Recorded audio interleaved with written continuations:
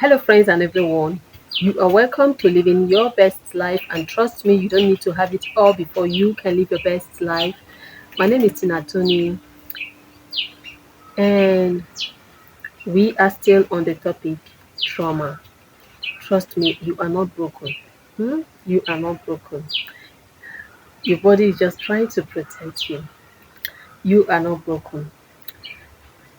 We are still on the topic trauma. Remember, I said in my previous video that trauma is an injury caused by a stressful event or experience. And that injury, it could be physical or emotional. It is physical when you have wound, maybe on your body you have wound. And it is emotional when your feelings, your feelings are injured. Your soul, it is emotional when your feelings are injured. When your sense of security and safety is shattered, when your heart is broken, when your spirit is broken, that is when it is emotional. Now, for the sake of this video, I will talk about four types of trauma. The first one is the acute trauma, which is as a result of a one-time stressful event such as accident, like motor accident.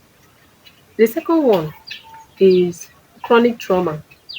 Chronic trauma is a trauma a person gets as a result of prolonged and repeated exposure to a stressful event or experience. Example is childhood abuse, domestic violence, and or even chronic illness, just to mention but a few. Because now this type of trauma, it is repeated and ongoing. It is a continuous something. So we describe that type of trauma as chronic trauma. We have the third one, which is complex trauma. Complex trauma is a trauma you get as a result of multiple exposure to multiple stressful events. When somebody is exposed to multiple stressful events, we describe that person's trauma as complex trauma. For example, now one person, when they were growing up, the person experienced childhood abuse.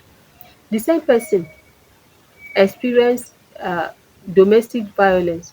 The same person experienced relationship breakup. The same person lost his or her job.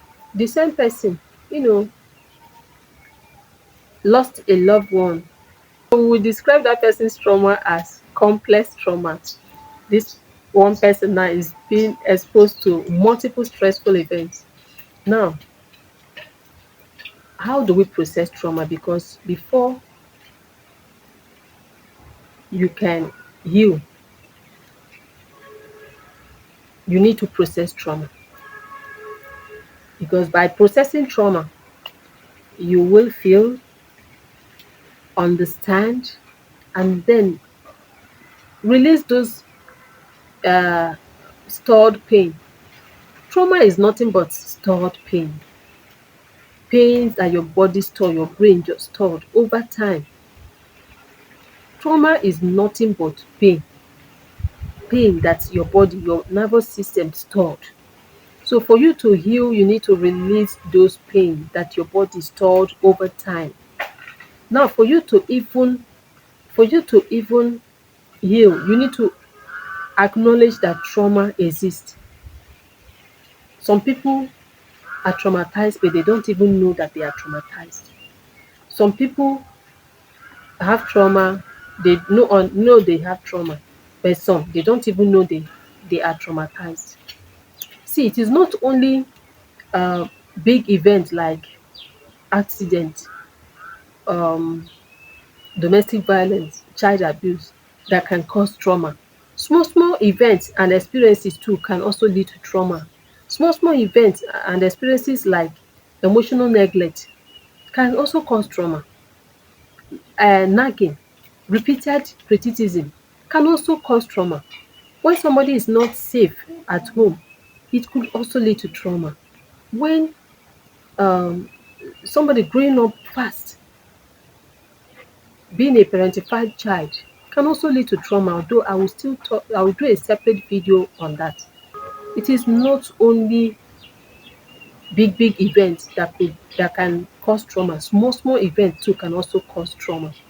Now, how does trauma live in our body?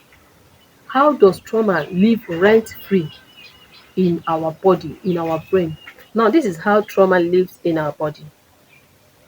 This is how trauma lives rent free in your body. Trauma is not just a memory, it is an experience that your brain, your nervous system has not been able to fully process. So, what does it do? It stores it as pain. When something happens now, so when something bad happens now, the brain will try to process that thing. And after trying to process it and it's unable to process that thing, it will just store it as pain. For example now, let's say Obi and Ada are dating. They are in a relationship and Obi broke up with Ada. Ada Ada's brain will go into action trying to process what happened, trying to process the experience. It will start asking the question like, I'm beautiful, what happened? I'm always treating him right. What happened? And now her brain will not be able to process the whole thing. What the brain will now do is store it as pain. Another example is, let's say maybe somebody left home and by and now their loved ones, they will like their brain now will still go into action. Go on, what happened? That morning we prayed. What happened? We've been praying to you. We've been living right. We've been trusting you. We've been doing all the right thing. Their brain, the person's brain will go into action, trying to process the experience. And after trying to process the experience and is unable to process that experience, it will just store it as pain. Your brain don't know the difference whether it's big event or small event. What the brain knows and understand is, did that thing cause you pain? Yes. Did it cause pain? It caused pain. Yes, it caused you pain. You just and it tried to process it and is unable to process it, it just store it as pain. So that is how trauma live rent free in our body. Now, in still trying to process trauma, you need to choose a healing approach. That one, I will do a separate video on that one. But then, if you need to see a therapist to do, you can still also self-heal. One thing I know that it is possible to heal from trauma. Healing is possible. Although it may take time, but healing is very, very possible. You might use more than one approach to heal, but then I will do a separate video on that one. But then when trying to heal from trauma, you need to create a safe space for yourself. You need to surround yourself with positive people. People, those that are for you and not against you.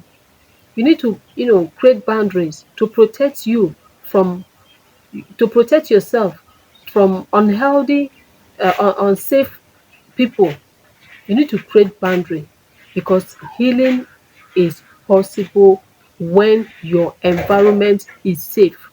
Healing becomes even fast when you are surrounded with positive people, when you are in a safe environment, when you are in a safe space, healing is possible. But then there are days when, even as you embark on the healing um journey, you see that healing journey, it is important, because if you don't embark on that journey, eh, if you don't embark on that journey, you will not feel well. You will not feel well. You might wake up one day and you just even by yourself. So you need to. It's a journey you should be willing to embark on. Now, understand the purpose. The purpose is not to erase what happened, because